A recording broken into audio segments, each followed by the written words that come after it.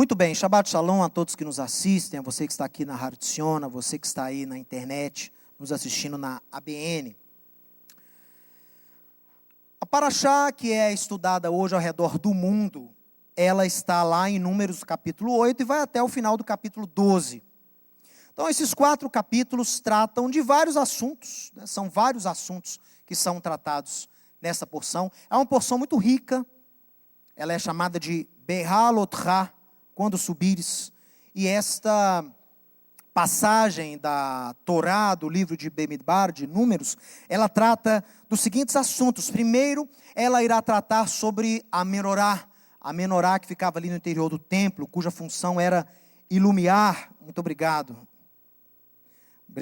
cuja função era iluminar, né, a haste central, e há uma réplica dessa menorá lá em Jerusalém, já há uma réplica dela, claro que não é de ouro, peça maciça, não é como está descrito aqui, mas é uma réplica bem fiel, do tamanho fiel, das dimensões bem adequadas, está lá no centro da cidade antiga de Jerusalém. Quem for a Israel conosco no final do ano, vai poder tirar uma foto dessa menorá lá.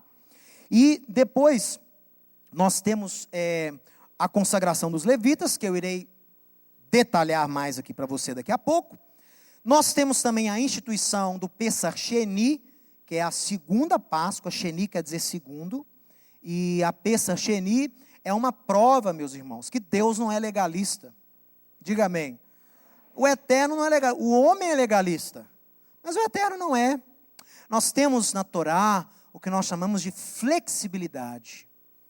E a gente, ao invés de aprender com Deus, né, nós nos voltamos contra Deus quando somos inflexíveis, como quando nos escravizamos pelas próprias leis que temos. A lei pode escravizar o homem. A Torá, ela possui um corpo e um espírito. O corpo da lei é aquilo que a lei teve que ganhar para o quê? Ser aplicada a um determinado povo, numa determinada época. O espírito, a alma do mandamento é o mais importante. É o princípio divino que habita num corpo, assim como o homem. O seu corpo é meramente uma casa do Espírito de Deus. Da mesma forma, os mandamentos, eles são o quê? Eles têm a forma do mandamento e o princípio do mandamento, que é algo espiritual. O apóstolo Paulo diz que a Torá é espiritual. Você tem a letra e o espírito. A letra é boa, mas ela é só o quê? Ela é só o receptáculo.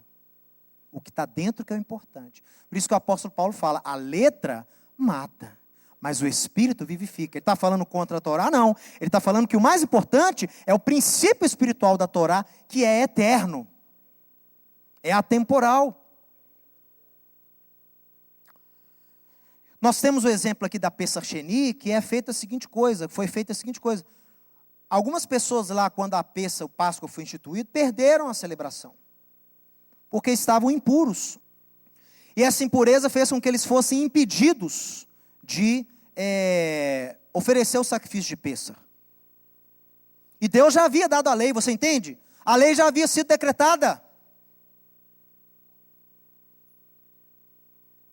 E esses que não puderam foram a Moisés e reclamaram. Falaram, puxa vida, por que nós seremos privados de oferecer um sacrifício desse a Deus? E Moisés fala, espera aí que eu vou consultar o Eterno. E consulta o Eterno, e o Eterno fala, olha, eles estão certos.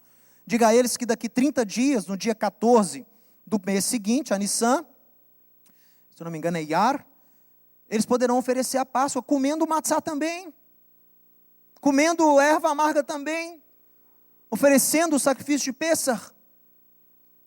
Não haveria o jejum de fermento, de hametz, durante 7 dias, mas eles poderiam oferecer o sacrifício, né?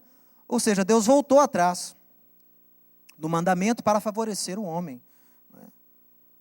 Os reis é que são assim, né? A Hashverot, a Suera que é assim, uma vez o decreto dado, não se pode revogar, é a confusão que eles arrumam. Deus não é assim. Deus voltou atrás. Ele falou, não, eles têm razão. Deus voltou atrás nas profecias que deu. Toda profecia de juízo, Deus pode voltar atrás. Se houver arrependimento genuíno e mudança de atitude genuína, Deus revoga. Ele prescreve isso, Davi entendeu isso muito bem. Por isso que os rabinos comentam muito sobre essa paraxá, sobre o aspecto de arrependimento. Tshuvá em hebraico. Teshuvá, tshuvá que a gente fala. Tshuvá não é só um arrependimento. Tshuvá é quando você, numa atitude de arrependimento, não é remorso, numa atitude de retorno, né? A chuva é voltar. Quando você volta aos caminhos de Deus, você se arrepende da maneira como você tem vivido, é como se você causasse Deus a apagar o seu passado. Você reescreve a linha da história da sua vida. O arrependimento feito da forma correta, ele reescreve a sua história. Ele reescreve o seu passado, reescreve o seu presente e reescreve o seu futuro. É o arrependimento genuíno, techuvá. E arrependimento genuíno na Bíblia exige o quê? Exige remorso, eu me arrependo do que eu fiz. Não. Na Torá é o quê? São processos para que o arrependimento seja válido. Na Bíblia, nós temos primeiro o reconhecimento. Você reconhece que você está em maldição, em falta. Segundo, confissão. Todo arrependimento genuíno envolve confissão. Confissão, as pessoas com as quais você errou. A Deus e ao próximo também. Reconhecimento, confissão e o terceiro é o quê? Você tem o quê? A restituição, a compensação do mal que você fez. Se é possível haver uma compensação, você tem que fazê-lo. Restituir, recompensar. E aí você então vai ter os frutos do arrependimento. E isso tudo vai gerar uma mudança de atitude, né? Arrependimento quer dizer mudança de atitude. E isso gerou o quê? Gerou o Pesach Sheni. Deus permitiu que aquelas pessoas que estavam impuras, porque tocaram no cadáver, a Torá fala, estavam impuros porque tocaram no cadáver, eles vão poder oferecer o sacrifício a Deus, né? Então, se até Deus voltou atrás, você também tem que voltar quando for necessário, viu? Deus voltou atrás não é porque Ele é imperfeito, é para te dar exemplo, para nos dar o exemplo. Da mesma forma que Ele descansou no sétimo dia, Ele é Deus, precisava descansar? Não, mas por que Ele falou que descansou? Para te dar o exemplo. Então, se Ele voltou atrás em várias leis da Torá, para favorecer o homem pela sua misericórdia, aprenda você também a ser misericordioso. Porque na mesma medida que você exerce misericórdia, você recebe misericórdia. Essa é a regra lei, é a regra matriz, é a regra mor, é a regra principal. O que você quiser receber de Deus, dê. Da mesma forma como você dá, você vai receber. Quer receber perdão? Dê perdão. Quer receber misericórdia? Exerça misericórdia. Quer receber ajuda? Ajude você. Então, essa é a regra da Torá. Bom, aí tem o Pesach Sheni, depois nós temos como era feito o deslocamento dos filhos de Israel lá no deserto. Depois de 2 anos eles deslocam lá do Sinai e começam a sua peregrinação. A coluna de nuvem, durante a manhã, ela direcionava, quando ela ficava parada, o povo de Israel tinha que acampar.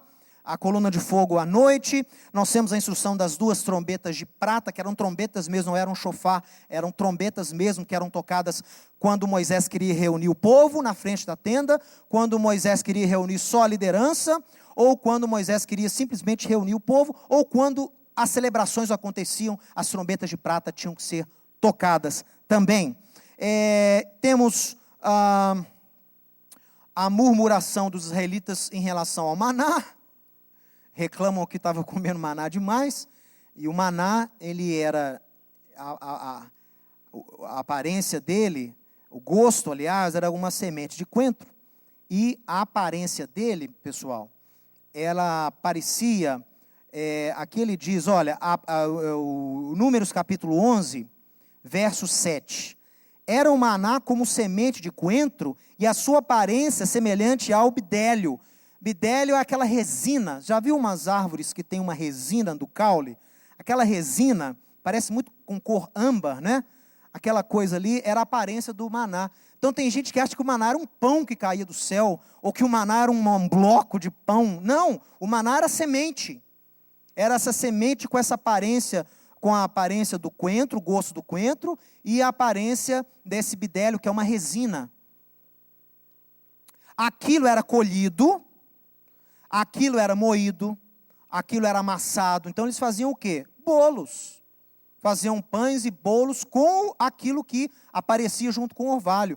Então o maná não era o pão que caía, não era uma peça que caía, não. Eram esses grãos com gosto de coentro e gosto de mel, né? Eles fazem até aqui uma simulação, e a aparência dessa resina de caules de árvores, que é esse tal do bidélio.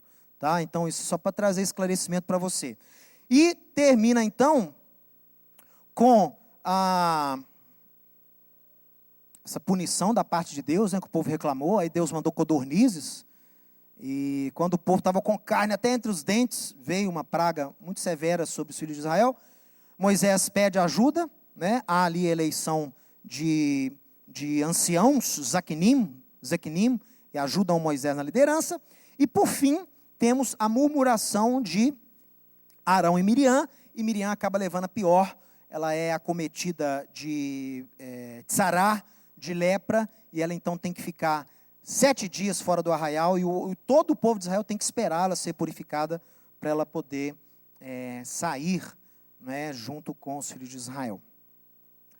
Bem, eu gostaria de usar a porção que é estudada hoje ao redor do mundo, que é Behalotcha, que é números 8 até números 12, no final do capítulo 12, para dar um estudo aqui sobre liderança. Em especial sobre liderança eclesiástica. Então, o tema que será abordado hoje será liderança eclesiástica, restaurando a liderança eclesiástica, tendo como base o ensino da Torá sobre liderança do povo de Israel. E nós sabemos que a organização do povo de Israel, a sua estrutura organizacional e espiritual, ela reflete, ela reverbera nas outras instituições que nós temos na Bíblia, como por exemplo as sinagogas e também as assembleias, as comunidades, as igrejas. Então o apóstolo Paulo fala ao jovem Timóteo que toda a Torá, toda a Bíblia é útil para repreender, para instruir, para capacitar e deixar perfeito para a obra todo obreiro de Deus. Então a Torá é base.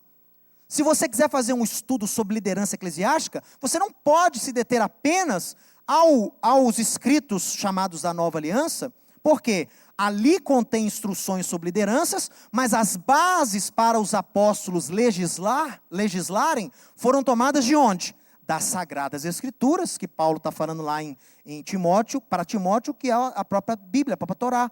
Então por isso que eu quero usar aqui os ensinos de Deus a Israel, refletindo numa liderança eclesiástica para nós hoje, assim como era há 2000 anos lá nos dias dos apóstolos. Bem, então acompanhe comigo agora sobre algo muito especial, a consagração dos levitas. Olha aqui, ó, a consagração dos levitas. Então abra a sua Bíblia lá em Números, no capítulo 8, e nós vamos ler aqui alguns versos, a partir do verso 6.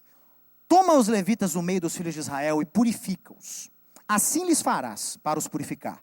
Asperge sobre eles água da expiação. Essa era aquela água lá feita das cinzas, né?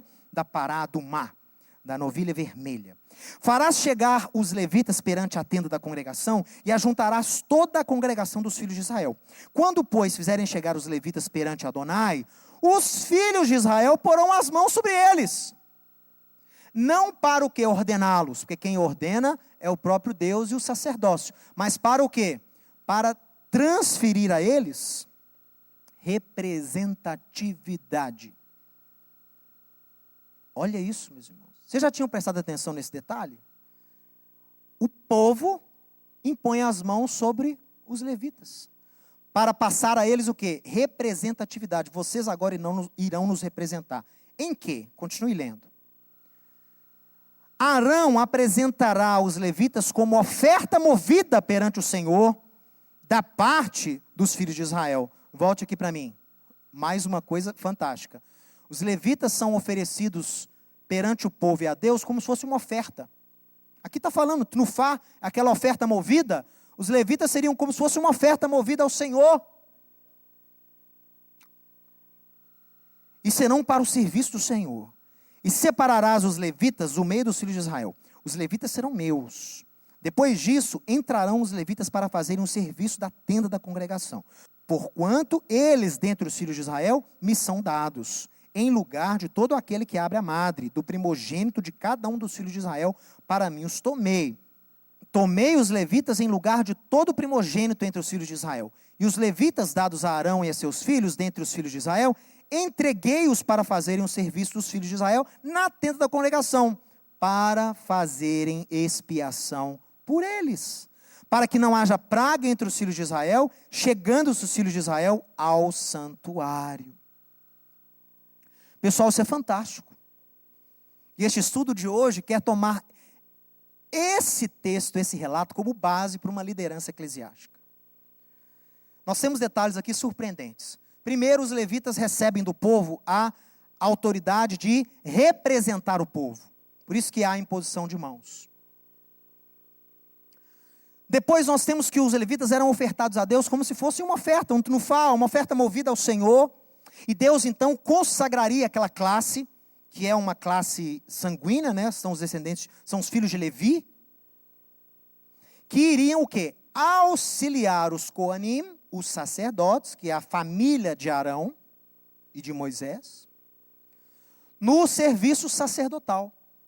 Então Deus toma os levitas em lugar dos primogênitos. Lembra lá na saída de Israel do Egito?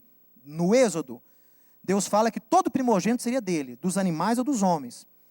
Para que todo o povo não tivesse que entregar lá no templo, no tabernáculo, para trabalho, o seu primogênito, o que Deus instituiu? O Pidyon Raben.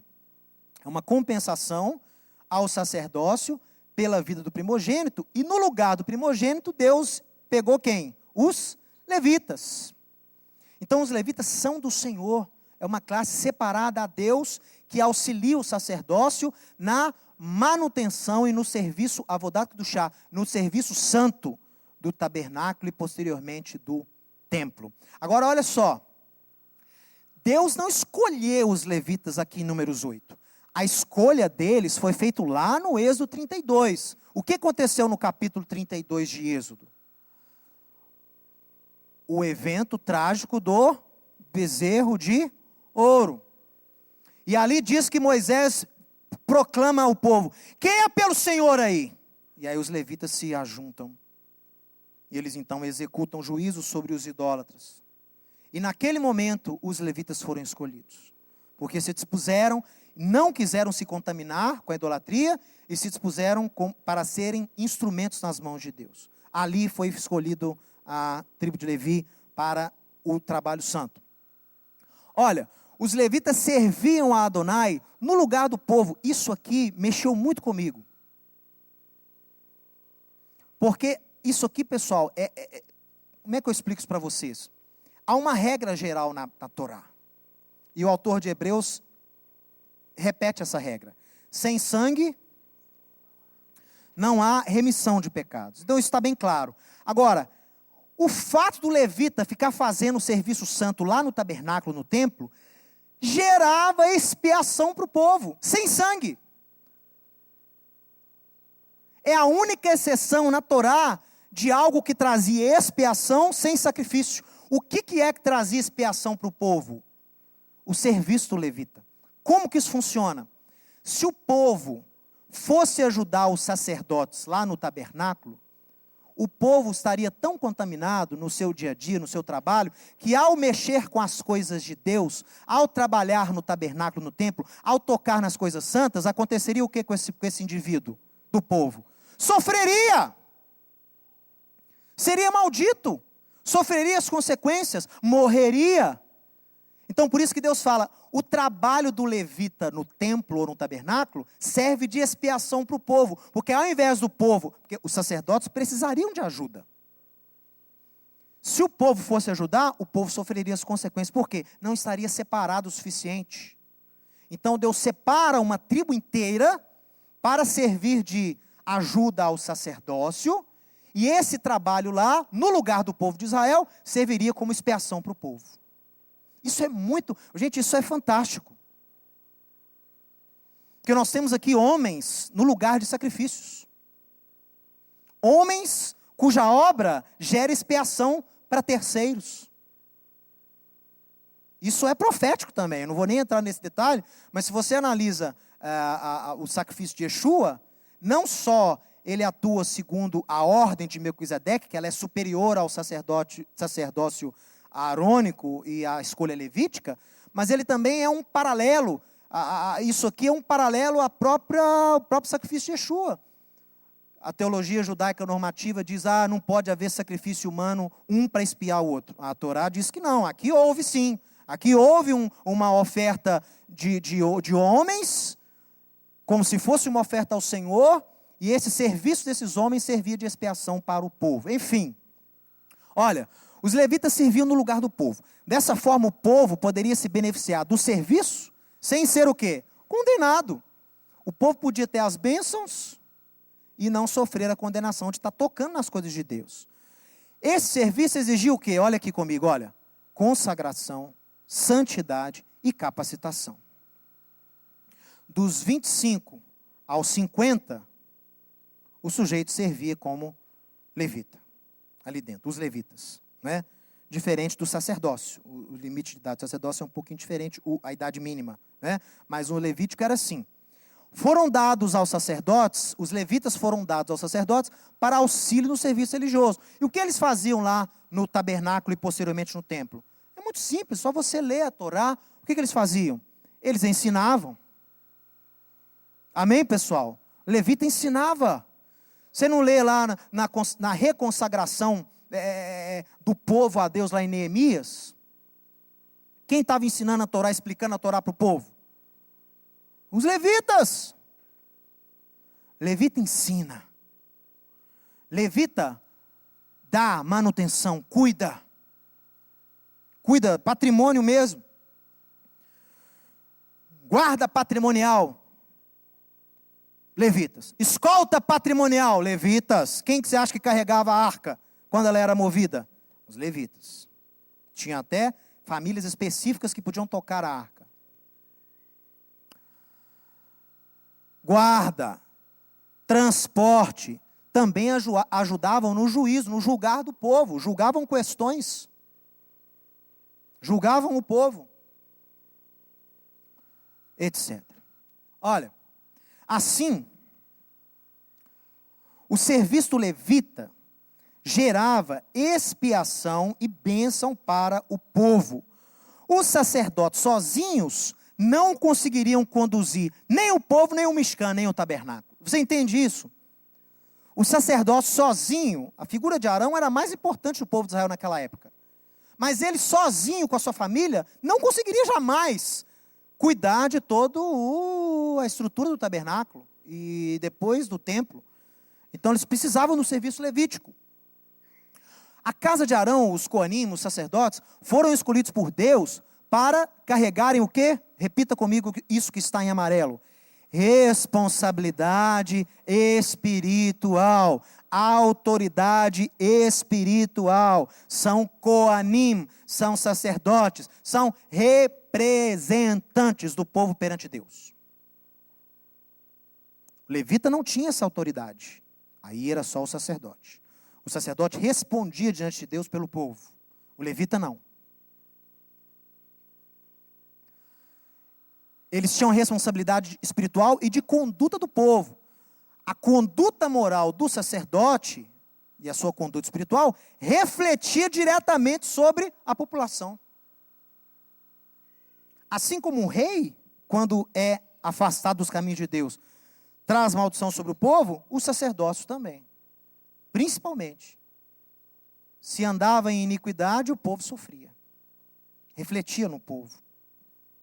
Olha, agora que nós chegamos aqui no ponto principal desse estudo. Agora que eu quero começar a traçar esse paralelo do trabalho levítico e sacerdotal para a administração, a liderança na igreja, na eclésia, na congregação. Sabemos que o modelo de administração templário, sacerdotes e levitas, serviu de inspiração e é um paralelo para a administração sinagogal, que surgiu lá no exílio babilônico, a sinagoga, e posteriormente para as keilot, para as congregações, ou igrejas. Não confunda com um sistema de governo civil em Israel. Não estou falando de governo civil, estou falando de governo congregacional. Eles se separaram. Com a ordenação do primeiro rei de Israel, essa liderança foi dividida. Você tem a liderança congregacional e a liderança civil, de governo. Não estou falando dessa liderança de governo, estou falando da liderança congregacional. Bom, vamos analisar aqui então comigo, olha. Paralelos entre a administração do tabernáculo, que eu estou chamando aqui de Mishkan, e a comunidade dos discípulos lá no primeiro século, a igreja, chamada de eclésia, ou igreja, ou kahal. Vamos traçar aqui o primeiro paralelo, olha aqui. Vamos tomar como exemplo a função sacerdotal, fazendo paralelo com a função presbiterial. O que é o presbíteros? Ou presbítero? Do grego, ancião. Mas ancião em que sentido? Em idade? Não, em preparo, em experiência. Como que isso funcionava? Nós temos instruções que Paulo e o apóstolo Pedro dão para esses presbíteros, que você pode notar que são o quê? Paralelos à atribuição que o sacerdote tinha lá no templo. Por que eu digo paralelo? O mais importante de tudo, o presbítero em uma congregação, assim como o sacerdote, responde diante de Deus pela vida das pessoas. A autoridade, a sua responsabilidade é espiritual. Ele carrega isso. E há então instruções lá em 1 Timóteo 3, você conhece, Tito 1, de 5 a 9, e lá em 1 Pedro, no capítulo 5, temos indicações dos requisitos que esses presbíteros deveriam ter. Vamos analisar aqui, eu não vou ler esses textos todos com vocês conhecem esses textos. Vamos pegar aqui algumas características gerais, olha aqui comigo, olha. O presbítero carrega a responsabilidade, autoridade espiritual, diga espiritual, sobre o rebanho. Ok? Olha o que está escrito ali. Por isso, não existe na Bíblia presbítera, mulher.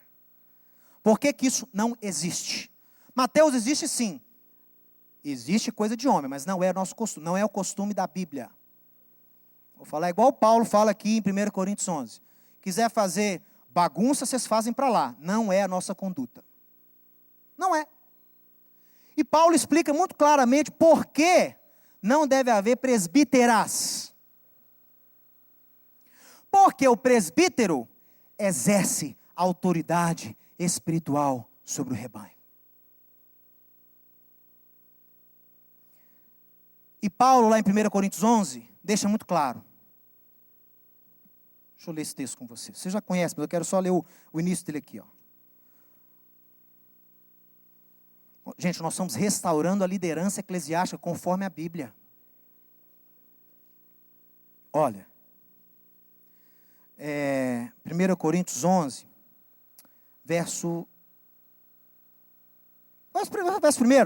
Sede meus imitadores, como eu sou do Mashiach, do Cristo. De fato eu vos louvo, porque em tudo vos lembrais de mim. Atenção, vocês se lembram em tudo de mim e retendes as tradições, assim como vô-las entreguei. Tradição de quem ou de onde? Você sabe?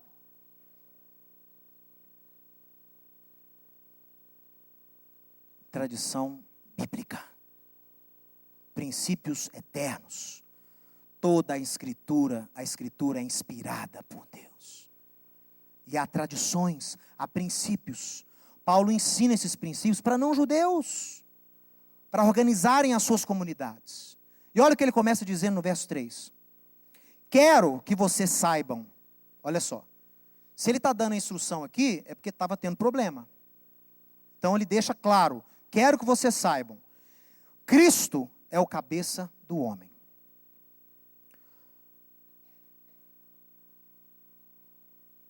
O homem, o cabeça da mulher.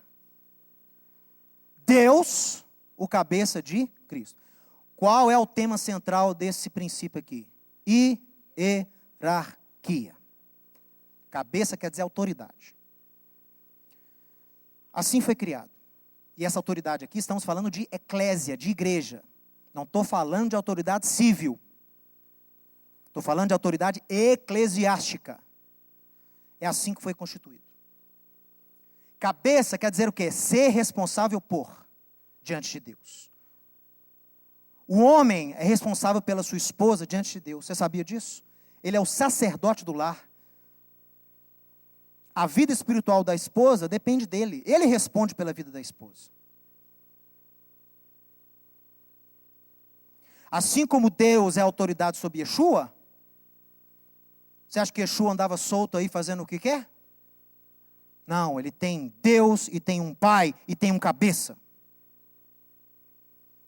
Da mesma forma como Deus é o cabeça sobre Yeshua, o homem é o cabeça sobre a mulher. Ah, mas o mesmo Paulo fala que não pode haver homem nem mulher, em Cristo somos... É verdade. Diante de Deus, a diferença de gênero não beneficia um ou outro, são iguais diante de Deus. Da mesma forma como Deus fala o quê? Que o homem e a mulher quando se casam, tornam-se uma só carne. Como é que eu posso ser uma só carne e ser o cabeça da minha mulher ao mesmo tempo? Pode existir isso? Pode. Pode existir hierarquia e igualdade ao mesmo tempo? Pode. Diante de Deus, nós somos iguais, mas o quê? Cabe a mim uma responsabilidade sobre você. Isso é autoridade.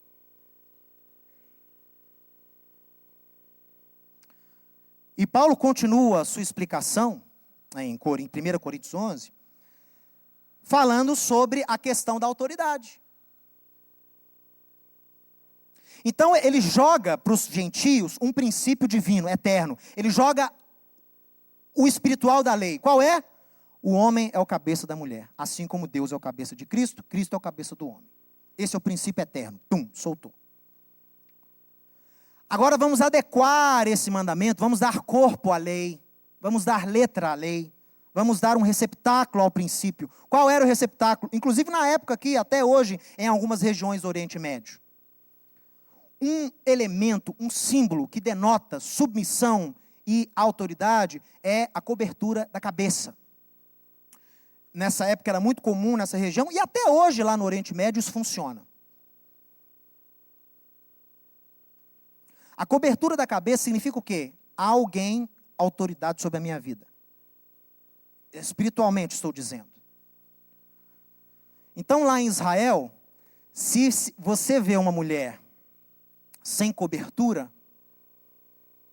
automaticamente, todo mundo que está ali no Oriente Médio, né, nos países árabes também, uma mulher sem cobertura está dizendo o quê? O que essa mulher está dizendo se ela anda sem cobertura? Que ela não tem marido. Uma das primeiras coisas que eu fiz com a Tatiane quando moramos em Israel foi arrumar um chapéu, um lenço para ela. Porque isso é terrível. Porque você anda nos locais, as pessoas que chegam para conversar, que se aproximam, acham que é solteira. Na hora arrumei um lencinho para ela e falou, coloca isso aí, porque não está dando não. Ainda mais em país árabe. Entendeu? É cultural, pessoal. É um símbolo de autoridade. Então a mulher usava, e até hoje usa lá no Oriente Médio, a cobertura na cabeça para simbolizar o quê? Que ela tem autoridade, que ela está debaixo de autoridade. E aí ele fala que o quão desonroso é para um homem fazer o que a mulher faz, ou seja, um homem cobrir a cabeça como sendo um véu de autoridade. O que isso significa? Ou que há uma mulher sob a autoridade da vida dele, ou que há outro homem que é a autoridade matrimonial sobre ele. Isso é abominação a Deus.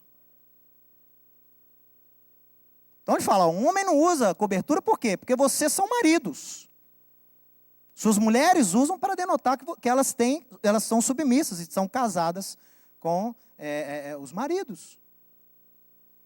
E aí institui essa correção. O kippá não é cobertura, o kippá é um símbolo. O kippá é igual a mitra, não é cobertura aqui que Paulo está falando, é cobertura mesmo. Tem diferença. O kippá é um símbolo moderno, isso aqui tem só 150 anos que existe. E o sacerdote sempre orou com a mitra, é diferente, não é a cobertura, estou falando cobertura mesmo. Então há um princípio, pessoal. Há um princípio que o apóstolo Paulo deixa bem claro aqui. Aí ele fala no verso 10, portanto deve a mulher por causa dos anjos, aqui eu acho até que foi um erro, aqui é mensageiro, aqui não é anjo, não, é mensageiro. Se chega uma pessoa para falar com a sua mulher, tem que saber que ela é casada.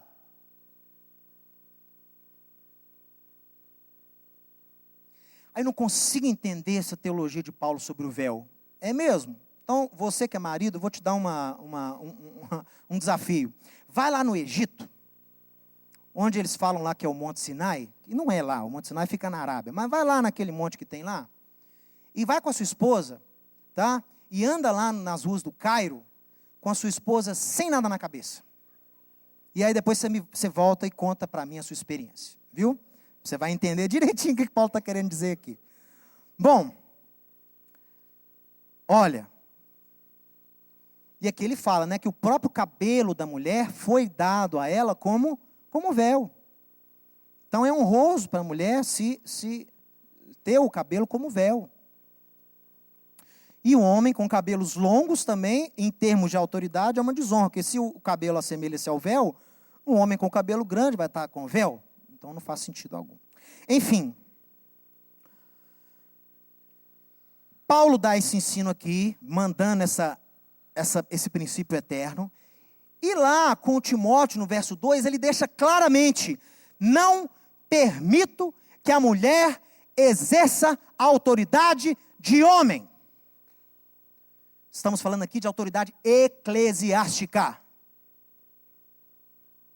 Não permito que a mulher exerça a autoridade de homem. Qual autoridade? O homem é o cabeça da mulher. O presbítero exerce autoridade sobre o rebanho. O presbítero responde diante de Deus com relação ao rebanho. O presbítero é o cabeça do rebanho. Se existe presbítera, significa que uma mulher será a autoridade e terá responsabilidade espiritual sobre a vida de um rebanho. E eu tenho certeza que nesse rebanho haverá homens. Isso é abominação a Deus. Não precisa fazer exegese, não precisa ter mestrado em teologia, basta entender a língua, não precisa nem ser o grego não, pode ser o português só. E ser livre, não partir de preconceito, ser livre para entender a Bíblia como ela é. Está claro, a mulher não pode exercer autoridade espiritual sobre homem nenhum. Porque não foi feito assim, Adão foi feito primeiro. Olha o texto em Timóteo. Porque Adão foi feito primeiro. E Adão não foi feito por causa da mulher, mas a mulher foi feita por causa de Adão. Há uma hierarquia clara de responsabilidades. Diante de Deus, não há judeu nem gentio, homem nem mulher, servo nem senhor. Mas em termos de responsabilidades, claro que há.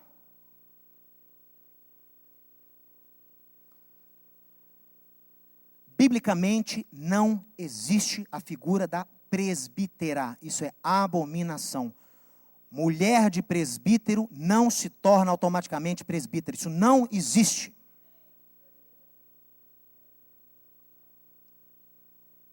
Não sou chauvinista, não sou machista.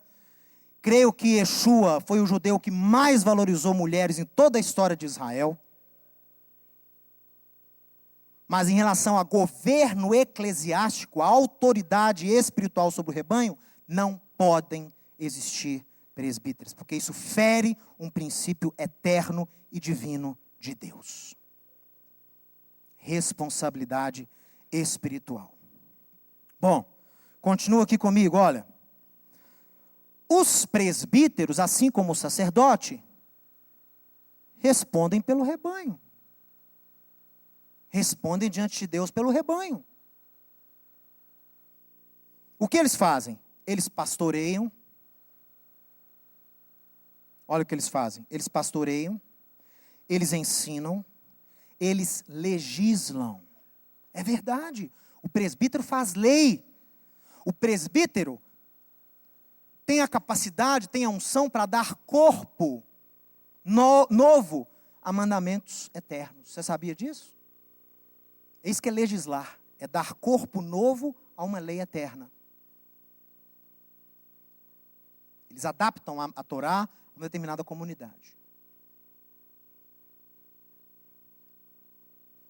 Eles exortam e eles ordenam. Ordenam se de ordenação, smichá.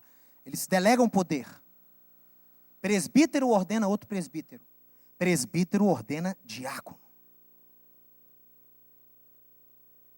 Ordenação, a passagem de autoridade tem que ser feita presbítero, presbítero.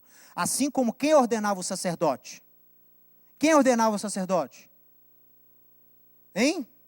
O sacerdote. E quem ordenava o levita? O sacerdote.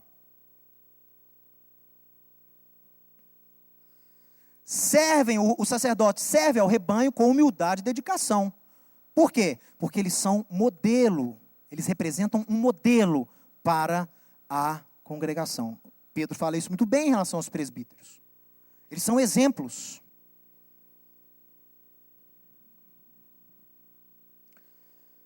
E assim como o sacerdote lá nos dias do templo, o presbítero ideal, isso não é uma ordenança, isso é o preferível.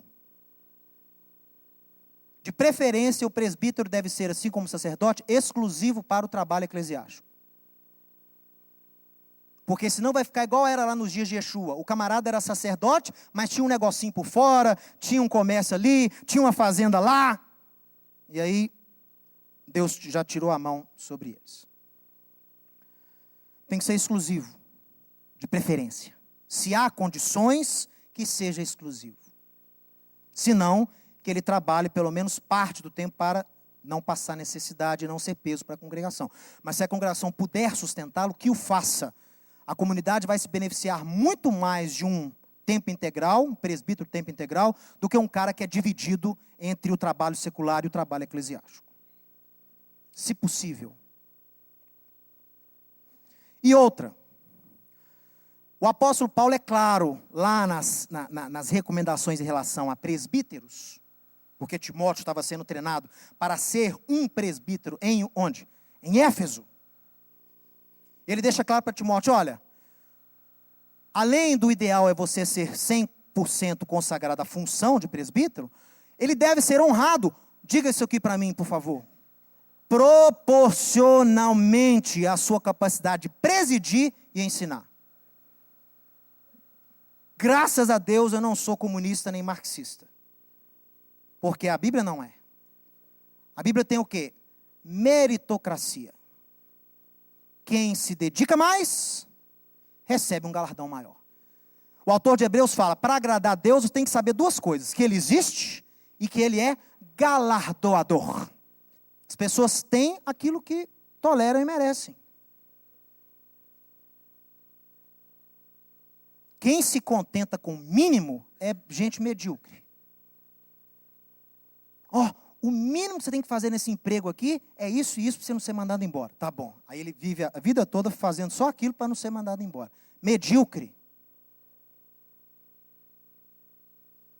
Estou te dando esse talento aqui, não pode perder, hein? Aí ele vai em terra. Servo mau e infiel. Você tem que se contentar com o máximo. Você tem que buscar, é o máximo. O mínimo é o piso, para você galgar posições maiores. Lá em Atos 15, os apóstolos legislam 4 coisas mínimas que o gentio tinha que fazer na igreja para ter comunhão com os judeus. E Tiago fala no final, né? Porque Moisés, desde os tempos antigos, tem quem o pregue em cada sinagoga, em cada sábado. Ou seja, essas 4 coisas são mínimos, são piso. Moisés está sendo pregado aí fora. Vai aprender se você quiser aprimorar-se. E aí os cristãos falam o quê? Usam as 4 leis lá de Atos 15 como teto. Os apóstolos deram como piso. Eles usam como teto. Não pode fazer mais, é só isso aqui que nós temos que fazer. Servos e discípulos medíocres.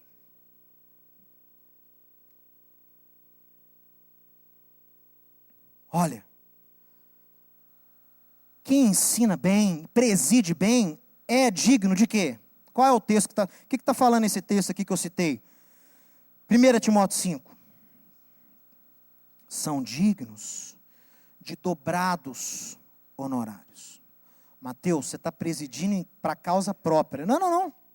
Eu quero trazer entendimento ao corpo de Yeshua. Porque há uma grande ignorância. E há um grande, eu vou te falar, há um grande abuso pessoal. 1 Timóteo 5, verso 7. Olha aqui.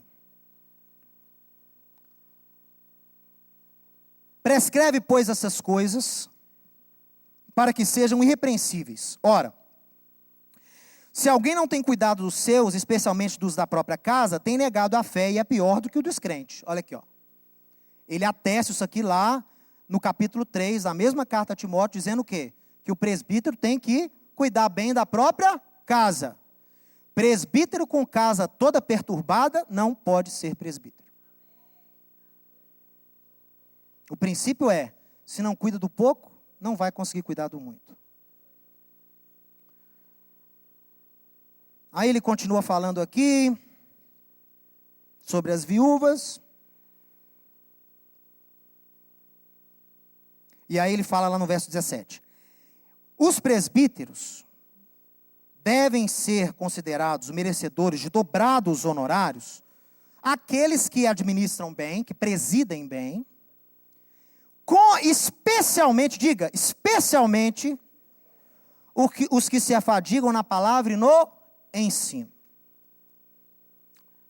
Pois a Escritura declara, ó, citando a Torá é o princípio que ele usa para legislar. Paulo não está inventando essas leis, ele está usando princípios eternos. Não amordaços o boi quando este pisa o trigo, Deuteronômio 25:4. Ou seja, meritocracia, trabalhou, presidiu bem, compense-o. Financeiramente está falando aqui, honorário quer dizer salário.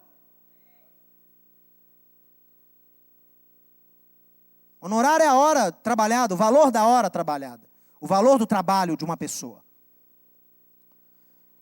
Agora, o interessante é que ao mesmo tempo onde há um incentivo para a meritocracia, há também um incentivo ao limite. Por quê? O presbítero que preside bem, ele é digno, você deve dar a ele o quê? Dobrados honorários. Dobrados em relação a quê? O que você toma como base? Salário mínimo? Não, não existia isso na época. Existia, mas não da forma como conhecemos hoje.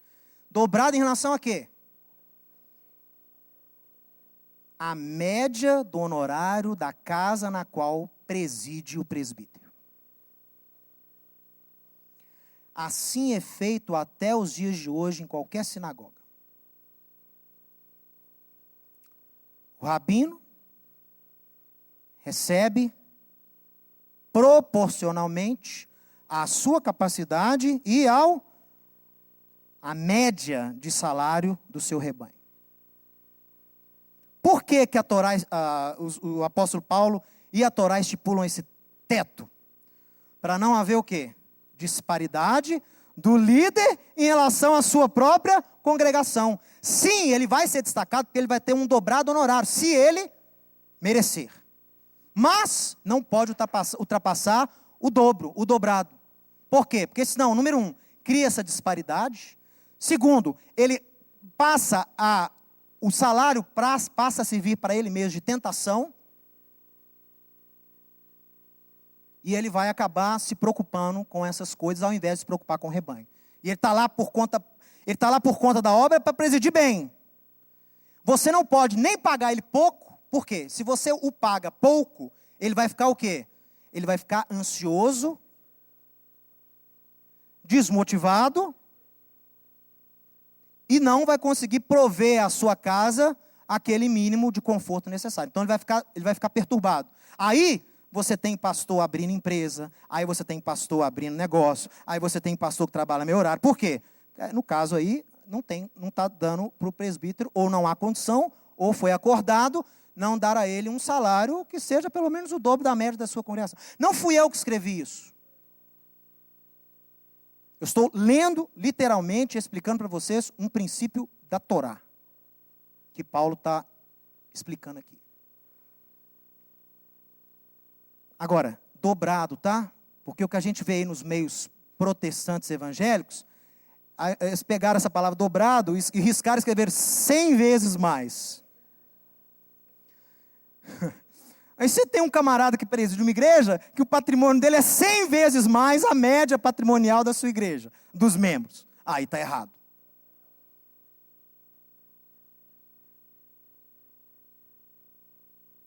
Aí está errado. É o teto. Tem que ter o teto. Tem piso, mas tem teto. Vocês entendem, irmão, o que eu estou dizendo aqui para restaurar essa liderança eclesiástica? Eu não sou nem marxista, nem capitalista. Eu sou Torá. Não amarra a boca do que está fazendo um bom trabalho e nem vai perverter o seu coração por excesso de riqueza. Dá a ele o que ele é digno, respeitando-se o teto. Isso acontece, tem isso com rabinos, em toda sinagoga acontece assim. Continuando.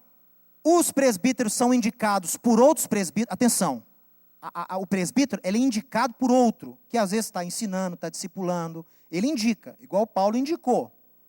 Mas ele sempre vai ser ordenado por outros presbíteros e dependem da aprovação da comunidade a qual irão presidir. Presbítero é eleito. Mas não é só a eleição, ele tem que ser eleito e ordenado. Então você tem aqui, por exemplo, olha, você tem lá em Atos 14, Paulo e Barnabé promovendo a eleição de presbíteros lá em Listra, Icônio e Antioquia. Promove a eleição. Eles indicam, está aqui, tem sido treinados e tal. E por que tem essa eleição? Porque Paulo não tem como saber, o camarada que indica, muitas vezes não tem como saber da vida desse camarada fora daquele ambiente eclesiástico. Os membros conhecem. Os membros sabem. Os membros conhecem a vida dele, a reputação dele dos de fora, dos de dentro. Os membros sabem. Então, os membros têm que aprovar. Ele tem que ser eleito, no sentido de ele tem que ser aprovado pela congregação também. Bom, em Jerusalém você tinha os 12, diga, Shaliach, Shlichim, apóstolos. Não estou me referindo aqui a apóstolo dos 5 ministérios fundamentais, não é isso. Apóstolo aqui, que eu estou me referindo, refere-se aos 12 que eram autoridade mundial no corpo de Yeshua, no corpo de Cristo. Essa autoridade eclesiástica mundial que os apóstolos em Jerusalém tinham, legislavam, exortavam, criavam leis, mandavam gente para poder ajudar as igrejas, isso acabou com os 12. Acabou não, continua, mas só são os 12. Eu creio que essa liderança vai voltar para Jerusalém, essa liderança mundial da igreja vai voltar para Jerusalém. Mas não existem apóstolos à luz dos 12 hoje em dia. Você entende? Não existe. Você tem ministérios apostólicos. Ou seja, tem uma igreja que você tem evangelista, mestre, profeta, pastor e o apóstolo. É aquele que envia, que planta, que ensina, que preside também. Ele pode ser um presbítero também. Mas ele não pode, porque ele tem um ministério apostólico, ele não pode querer ser igual aos 12 dos dias da igreja do primeiro século. Porque os 12 tinham autoridade o quê? Mundial. Eles eram acima do presbitério. Vocês entendem isso? O apóstolo dos 12, ele estava acima dos presbitérios das cidades. Eles estavam acima do presbitério das igrejas locais. Então, quem quer que se autonomeie apóstolo hoje em dia, que seja atuante em um dos ministérios fundamentais e que sirva a um presbitério na sua igreja. Mas que não venha com esse papo que o apóstolo ali, que ele defende o título, é aquela autoridade superior às autoridades locais da igreja. Isso não existe. O sujeito pode se dizer apóstolo, mas ele não é superior ao mestre, nem ao pastor, nem ao evangelista, nem ao profeta. Ele pode ser parte de um presbitério. Pode ser apóstolo, mas não chamar para si a autoridade lá do primeiro século. Ô, gente, vocês veem a luta que o apóstolo Paulo tinha para ser tratado como apóstolo? Leia o livro de Gálatas. Porque ele não andou com os outros, entendeu? Ele veio depois. Todo lugar ele tinha que atestar a sua autoridade, falando, olha, eu não andei com os outros não, mas eu fui ordenado também pelo próprio Yeshua. Esse era o requisito para ser um dos 12. Ter sido o quê? Ordenado pelo próprio Yeshua. Ah, eu sou apóstolo. Então, se você andou com Yeshua, ele te ordenou. Ah, Paulo não andou, mas Paulo foi o único. Exceção é exceção, não é regra. Exceção é exceção. Exceção não é regra, não é tido como regra. Ah, mas você falou que as mulheres não exercem autoridade espiritual, mas você tem Débora lá como juíza. Débora foi uma exceção porque não tinha homem suficiente, nem macho suficiente para poder conduzir o povo. Entendeu? E mesmo assim, jamais houve uma sacerdotisa no tabernáculo. Débora exerceu uma autoridade, sim, o juiz também detinha autoridade governamental e às vezes até espiritual também. Mas foi uma exceção na história. Foi uma só na história. Para mostrar que Deus não é legalista como você e que Ele também sabe ser flexível quando o povo precisa. Para o povo não perecer, tinha só ela ali e ela liderou. Mas exceção não é regra, exceção é exceção. Olha. Então, cada cidade tinha um presbitério. Olha aqui. Exerciam a liderança em conjunto com outros presbíteros. Apesar de existir dentro de um presbitério uma figura de maior proeminência. A liderança eclesiástica era constituída de presbitério. Eram presbíteros que governavam. Mas sempre nesse grupo de presbíteros, havia a figura de um líder proeminente. Naturalmente, o camarada se destacava como líder. É a figura de Tiago na igreja de Jerusalém. Tiago era um presbítero da comunidade de Jerusalém. O irmão de Yeshua. E era um presbítero que se destacava entre os outros presbíteros de Jerusalém.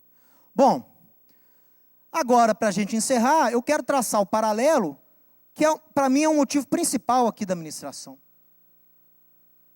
Essa ministração que é restaurando a liderança eclesiástica, presbíteros e diáconos. Eu não acho que há muita dúvida em relação ao presbítero. Camarada que estuda o Novo Testamento, que estuda a Torá, ele vai entender a função presbiterial. Há algumas perversões aí, mas nada assim que a gente não consiga consertar, não. Agora, a maior distorção que eu vejo nos dias de hoje, no cristianismo, alas protestantes e católicas, é a função do diácono.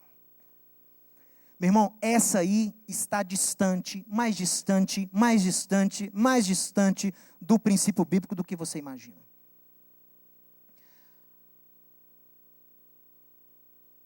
Subjugaram a função do diácono, do shamash. Mudaram a função diaconal. Alteraram a autoridade diaconal. Parte do fracasso da igreja hoje deve-se à usurpação e à ignorância em relação à função do diácono nas comunidades. Isso talvez você nunca ouviu. Olha aqui. Se o sacerdote equivale em alegorias, né, em paralelos. O presbítero não é sacerdote. Ah, o Mateus é o sacerdote. Não. Mateus é presbítero. Pode-se fazer uma alusão à função sacerdotal. Levita faz uma alusão ao diácono. Se o sacerdote é o presbítero, alegoricamente, o levita representa o diaconato. Tira da sua cabeça que levita é quem toca na igreja, na sua igreja. Não tem nada a ver uma coisa com a outra. Oxalá se os músicos das igrejas fossem tão quanto os levitas. Geralmente são os mais complicados da comunidade, geralmente são os músicos. Eu falo isso porque eu já fui músico. exemplo próprio. Porque se acham, né? Se acham levitas. Os levitas, assim como os diáconos, aqui ó, aos textos de referência aqui, Atos 6 e 1 Timóteo 3, compartilham, diga, algumas responsabilidades com o presbitério, tais como funções de, leia comigo, liderança, administração, organização e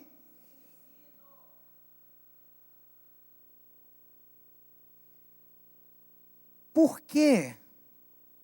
Principalmente no meio protestante, o diácono é aquele que serve a ceia,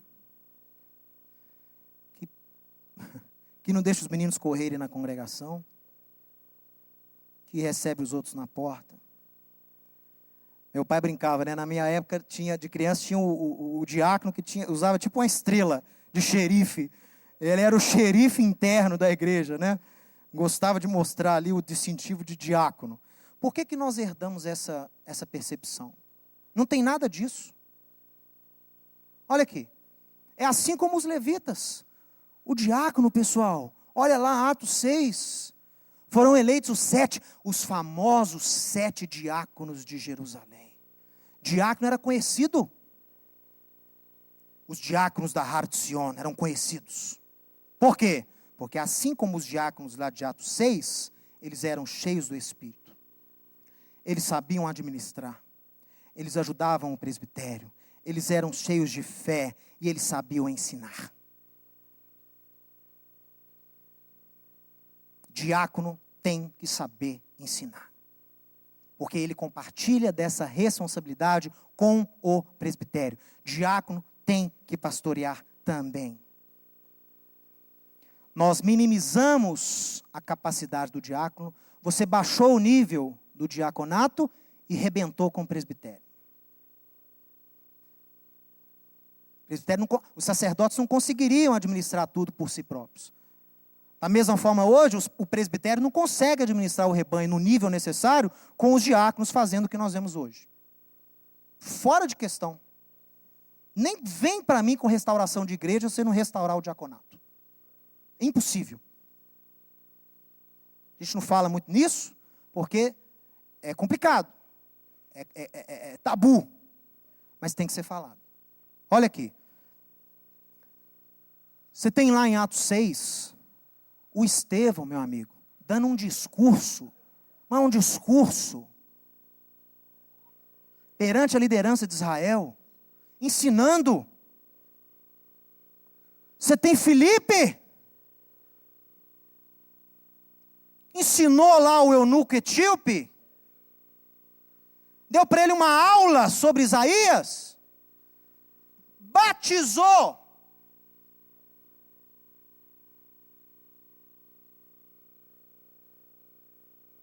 E depois foi teletransportado para Cesareia. Depois Paulo vai lá visitá-lo. Já tinha filha, as filhas dele profetizavam, era uma maravilha. Esse é o diácono da Bíblia. Não é o xerife, não. É o professor. É o que ensina, é o que pastoreia, é o que ora e é o que administra. A função principal do diácono não é ensinar, é presidir, é administrar. Ajudar o presbitério na administração. Mas, não pode fazer só isso. Tem que ensinar, tem que ter poder, tem que estar ativo, tem que compartilhar da liderança eclesiástica. Olha, os diáconos servem a Deus nas comunidades no lugar das pessoas. Se está traçando um paralelo com os levitas, a mesma coisa acontece nos dias de hoje. Se você botar o povo de uma igreja para poder atuar na administração da igreja, você vai incidir maldição sobre as pessoas. Mateus, isso não existe hoje em dia, não. Não? O que acontece quando uma pessoa toma da ceia de maneira imprópria?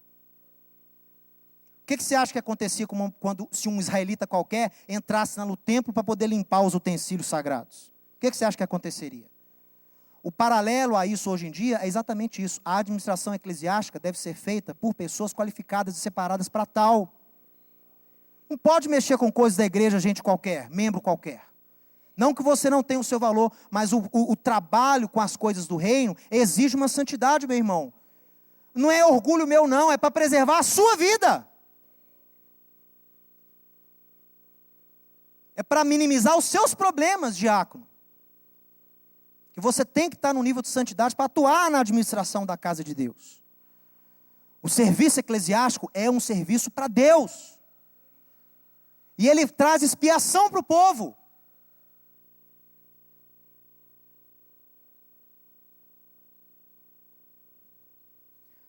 Os diáconos são ordenados pelos presbíteros, mas também eles devem ser o quê?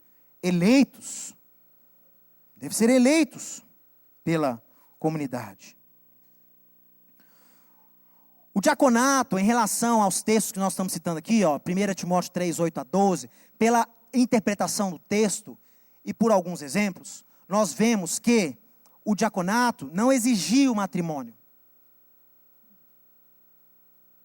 Na minha opinião, que é compartilhada por muitos judeus messiânicos, o presbitério exige matrimônio. O diaconato não. Não é sine qua non, não é um requisito mor. É preferencial que o diácono seja casado, mas se é solteiro, pode exercer o diaconato. Mas se for casado, segue a regra incidida lá em 1 Timóteo 3,12. Deve ter um casamento exemplar. Deve ter um casamento puro. O texto que Paulo usa é marido de uma só mulher, chamando lá Deuteronômio 24. Tem que ser marido de uma só mulher. Eu sei, existem várias interpretações em relação a esse marido de uma só mulher.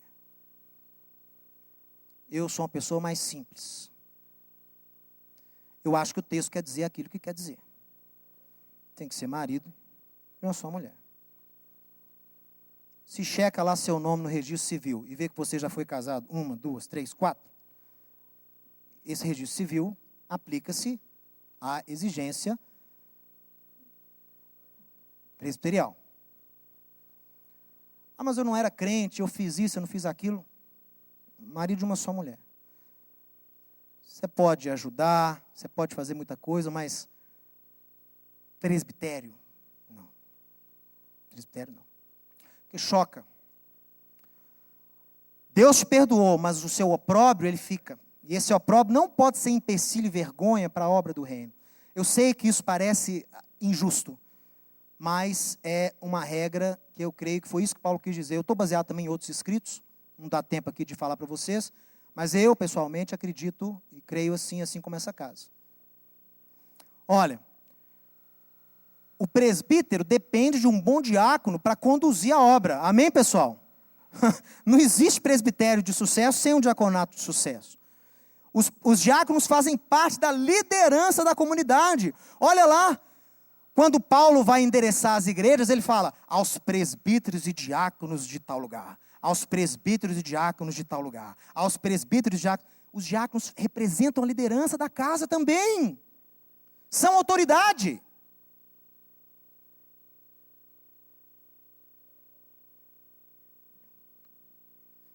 E sua função é servir ao presbitério para a saúde e bem-estar coletivo. Eles representam a autoridade governamental da igreja, não espiritual. Lembra, volta. Responsabilidade da autoridade espiritual é o presbitério. Mas o diácono tem a autoridade o quê? De governo dentro das comunidades. O diácono pode ensinar sem ter autoridade espiritual sobre o rebanho. Sabia? O diácono pode. Ele pode ensinar, mas é o ensino que não exige o quê? Autoridade. Antigamente isso era muito difícil. Todo mundo que ensinava era também, geralmente era presbítero. Mas hoje você já tem funções de professores. Né? Eu tive excelentes professoras em igrejas. Mas elas compartilhavam um conhecimento sem exercerem o quê? Autoridade sobre o rebanho. Isso não tem problema. O problema ali de Paulo é a autoridade sobre homens, espiritual. Mas para terminar, quero dizer a você o seguinte.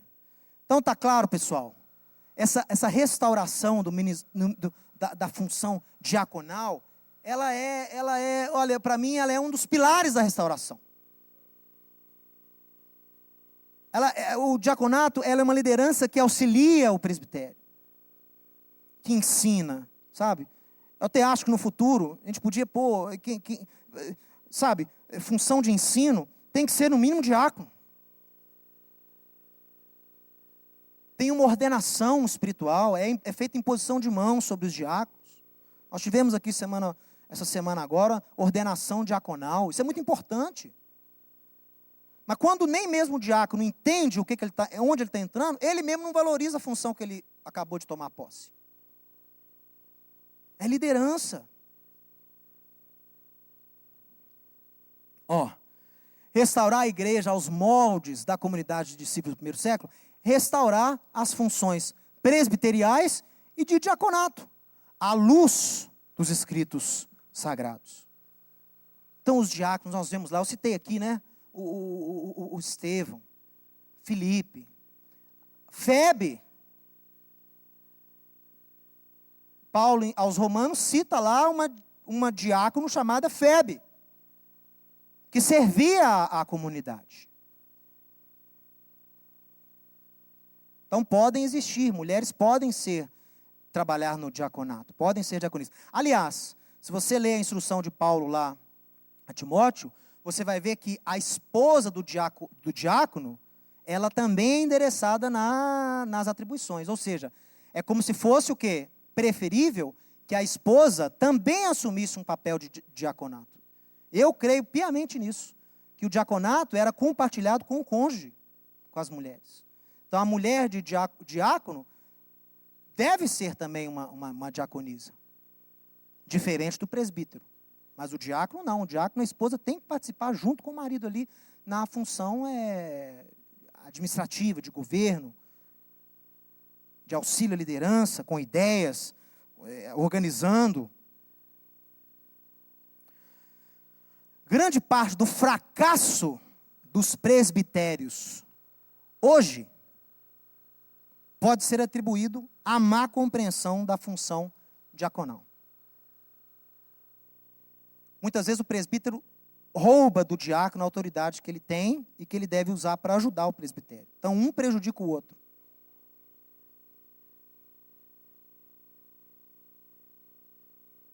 Por isso que aqui na Rádio Sion devemos nos esforçar para sermos o quê? O laboratório para essas experiências de restauração. Tem que restaurar o diaconato. Por isso que aqui, eu sempre digo, o diaconato tem que estar presente, o diaconato tem que estar ativo. Para organizar a coisa dessa casa, tem que ser no mínimo diácono. Que gera juízo sobre a vida de quem não tem autoridade para tal. Não é questão de você ser elitista, nem de selecionar pessoas. É questão de proteger o rebanho. Aí as pessoas vêm, estou com problema, está acontecendo isso, doença e tal. Quando vai ver, está lá atuando na igreja, atuando como se fosse líder, sem ter uma separação para tal, sem ter uma ordenação para tal, sem ter um preparo para tal. Acumula juízo. A mesma Torá que abençoa, amaldiçoa. A mesma mão que abençoa, repreende.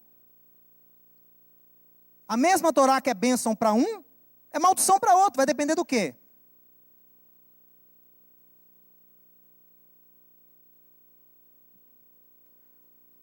O presbitério deve ter sua responsabilidade restaurada. E o diaconato, a sua liderança afirmada. Diácono é líder. Diácono ensina. Diácono evangeliza.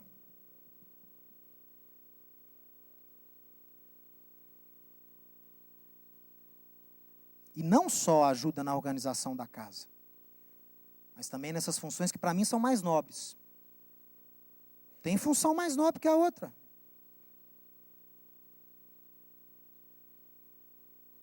Assim como o ato de profetizar é mais nobre do que ensinar, eu acho que tem coisas que o presbítero faz na área de ensino que merecem destaque, merecem reconhecimento.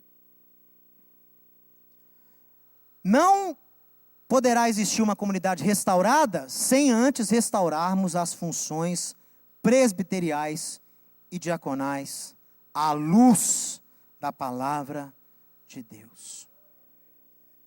Fica aqui então um estímulo e um incentivo para todo mundo que está nos assistindo agora. É necessário restaurarmos o presbitério à luz das Sagradas Escrituras. restaurarmos o diaconato principalmente. Para mim, diaconato é que é função levítica. É o diaconato.